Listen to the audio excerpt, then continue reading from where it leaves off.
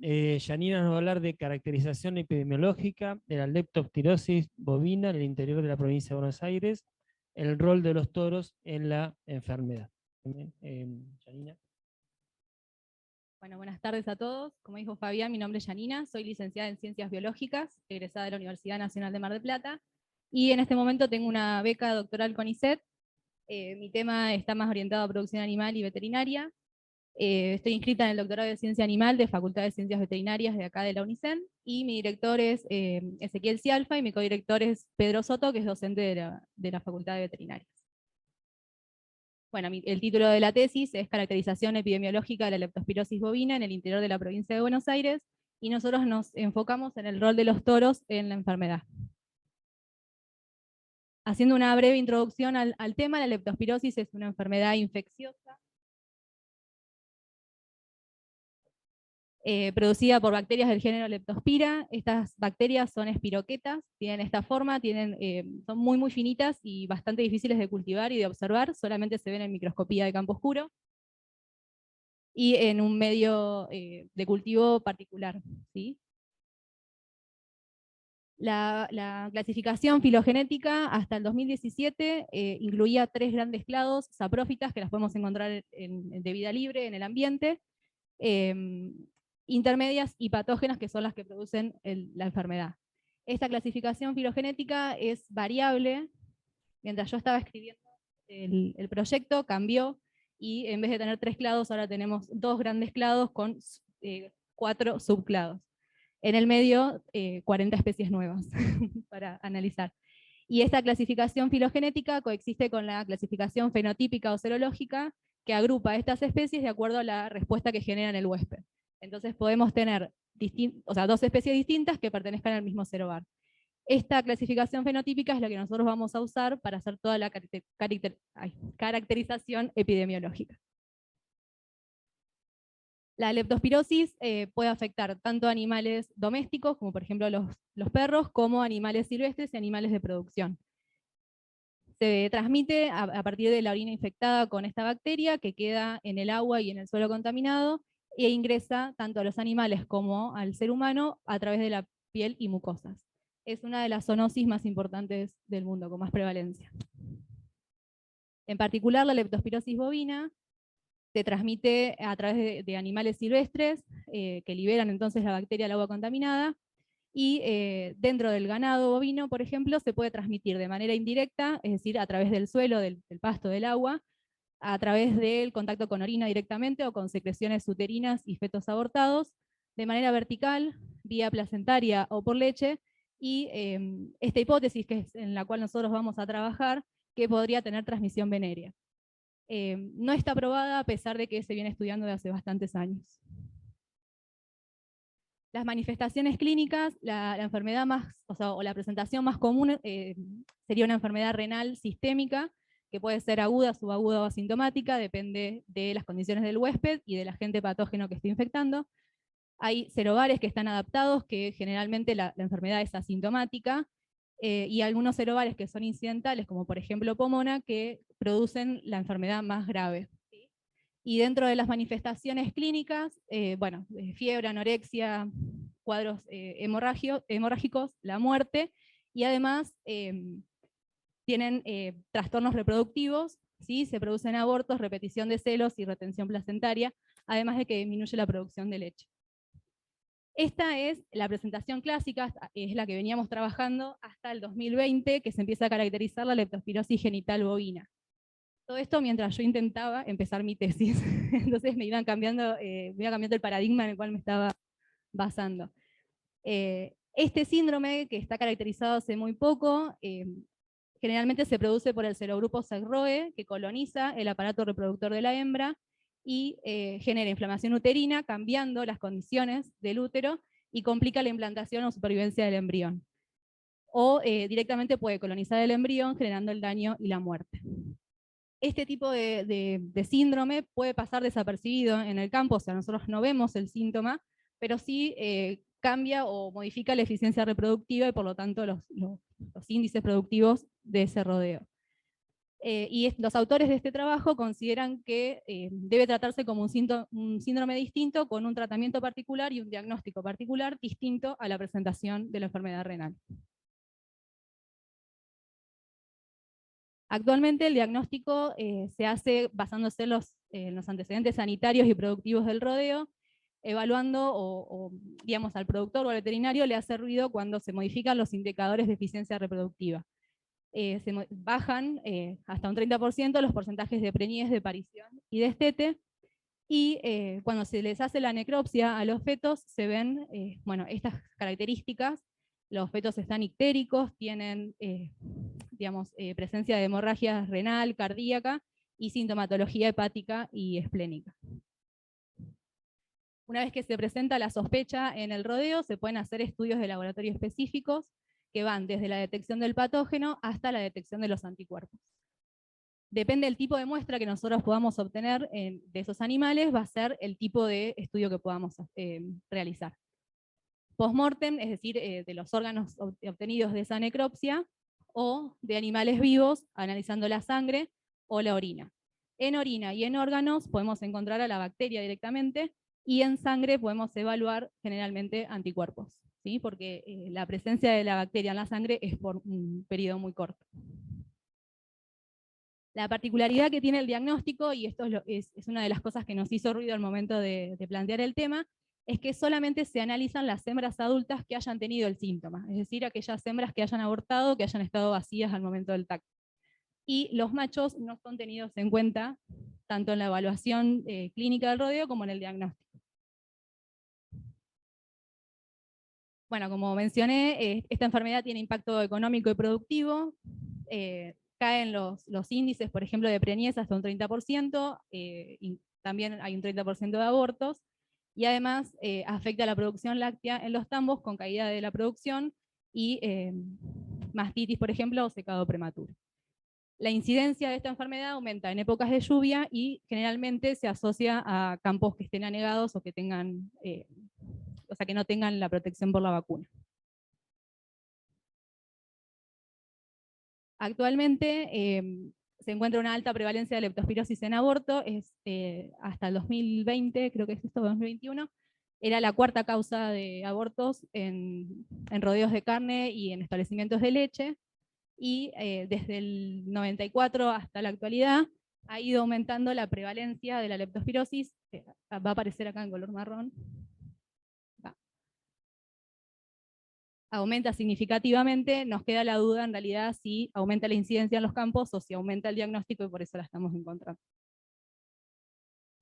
Sin embargo, cuando fuimos a buscar la información, no hay información oficial de la prevalencia o la epidemiología de esta enfermedad en los rodeos, al menos en la zona, digamos, no hay nada descrito para la cuenca del Salado. Sí hay para la cuenca Mar y Sierras, por ejemplo, Balcarce trabaja bastante con esto, pero no tenemos datos de nuestra región. Y por último, el otro antecedente en el cual nosotros nos paramos es que se describió entonces la leptospirosis genital, y también se ha hallado ADN de leptospiras, o sea, se ha detectado molecularmente la bacteria en semen de toros, carneros y equinos. Bueno, como mencioné, desde el año 76 que viene la sospecha de esta forma de transmisión, pero todavía no hay una verificación de esa hipótesis. Entonces, teniendo en cuenta las características agroganaderas de la provincia de Buenos Aires, las pérdidas económicas que implica el brote, y sin olvidarnos del potencial riesgo para los seres humanos, para la gente que trabaja con esos rodeos, consideramos que es necesario conocer el estado epidemiológico actual de la leptospirosis bovina. El objetivo general es caracterizar epidemiológicamente la leptospirosis en establecimientos del Partido Azul, evaluando el rol de los machos en la enfermedad, a fin de mejorar el monitoreo de casos en la región y planificar estrategias de prevención y control frente a escenarios que predispongan la ocurrencia de la enfermedad. Para esto dividimos la tesis en 3 secciones. La primera tiene el objetivo de justamente caracterizar epidemiológicamente.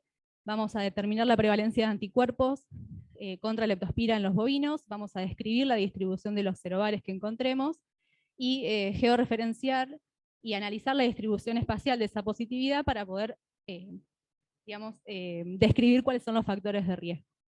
En una segunda etapa vamos a estudiar la presencia de leptospiras en las mucosas genitales, tanto de machos como de hembras, y genotipificar las cepas que podamos aislar. Si las aislamos, las genotipificamos y determinamos la patogenicidad. Y si no, si solamente las encontramos, también vamos a intentar ponerle una especie, ¿sí? Identificar. Y por último, nos proponemos evaluar el desarrollo y supervivencia de leptospiras patógenas in vitro en la mucosa prepucial. Las hipótesis de estas 3 secciones: nosotros consideramos que la leptospirosis es endémica y por lo tanto la vamos a encontrar aún en aquellos establecimientos que no hay sospecha. Consideramos que el toro puede ser indicador de la situación epidemiológica de la leptospirosis, y particularmente proponemos que el esmegma prepucial es un material biológico apto para la supervivencia de leptospira y que podría servir para, digamos, una muestra para hacer diagnóstico. Bien, el muestreo lo realizamos entonces en el Partido Azul, pertenece a la región productiva de Cuenca del Salado. La actividad económica principal es cultivos de cereales y oleaginosas y actividad ganadera extensiva. Y digamos, la importancia de trabajarlo en el Partido Azul, más allá de la cercanía y la facilidad, es que es el tercer partido de la provincia con mayor cantidad de stock bovino. Vamos a hacer un muestreo probabilístico por conglomerados en 2 etapas. Utilizando un software estadístico, calculamos el número de animales y número de establecimientos necesarios para que tenga peso estadístico, digamos, nuestros resultados. Y vamos a separar en 2 estos establecimientos. Va a ser algunos que tengan, o sea, que detecten o que sospechen el problema, y otros elegidos al azar que no tengan sospecha. Para cumplir el objetivo 1 vamos a caracterizar en base a encuestas, vamos a evaluar aspectos epidemiológicos, es decir, si hay otros animales, si hay presencia de roedores, si el establecimiento se anega o no, cuántos animales hay, y los aspectos sanitarios y productivos del rodeo. Las muestras que vamos a tomar, tanto en machos como en hembras, va a ser suero sanguíneo y las mucosas genitales, esmegma prepucial en el caso de los toros, y el mucus cervicovaginal en el caso de las hembras. Proponemos el diagnóstico por esmegma porque es la muestra que de rutina se utiliza en los campos, ¿sí? Anualmente en lo que es el manejo sanitario, el preservicio, se hacen los raspajes a los toros para buscar campi y trico, entonces sería aprovechar esa maniobra para poder obtener la muestra.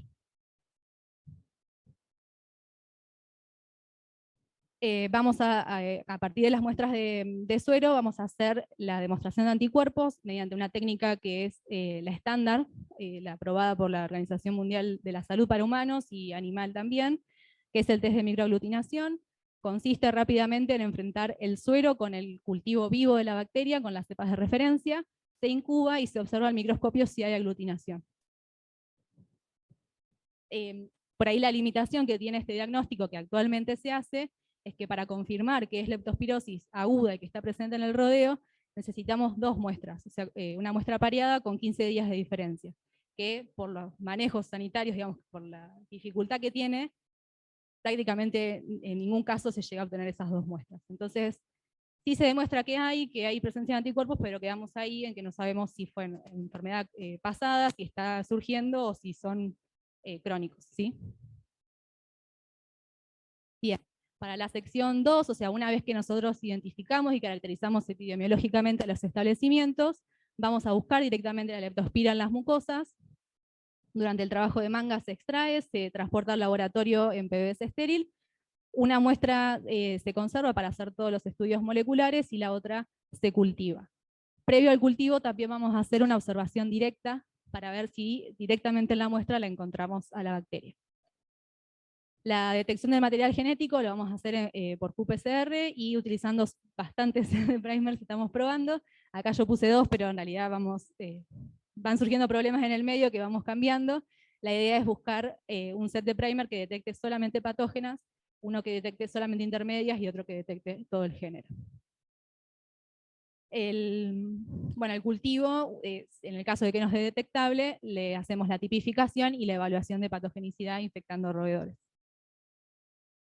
Por último, evaluamos la supervivencia de leptospira para saber si sobreviven en esa matriz y si tienen la capacidad de reproducirse. Para esto vamos a cultivar 4 serobares que están adaptados a los bovinos en esmegma prepucial estéril, y como control vamos a usar el medio MJH. Esto lo incubamos, lo monitoreamos diariamente y vemos cuánto tiempo sobreviven y si aumenta la cantidad de leptospiras que vemos.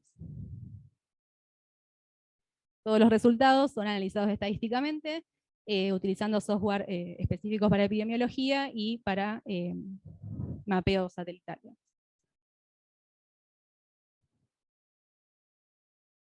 Tengo algunos avances, si bien también me agarraron año y medio de pandemia donde no pude acercarme al laboratorio, ya había empezado a hacer algunas cosas, así que bueno, validamos las técnicas, nos pusimos en contacto con los veterinarios, pusimos a prueba la encuesta que habíamos diseñado, y hasta el momento llevamos testeados 134 toros de 2 establecimientos, con todas las técnicas mencionadas, y lo más importante, que fue lo que fuimos modificando, nos encontramos con la dificultad de que esos veterinarios, si bien había predisposición para ir a buscar la muestra, muchas veces se olvidaban, básicamente, por toda la rutina que ellos tienen, ¿no? Que quizás salen a muestrear un sábado y el laboratorio está cerrado y no puedo venir a hacer el cultivo, bueno. Entonces fuimos ajustando algunas cosas de protocolo. Y esto de forma anecdótica nada más, les muestro un establecimiento donde había sospecha, muestreamos los toros, además de otras muestras clásicas, y encontramos títulos positivos para leptospira, pero lo más interesante para nosotros es que detectamos la leptospira en esmegma, tanto por detección molecular como por cultivo positivo. Bien.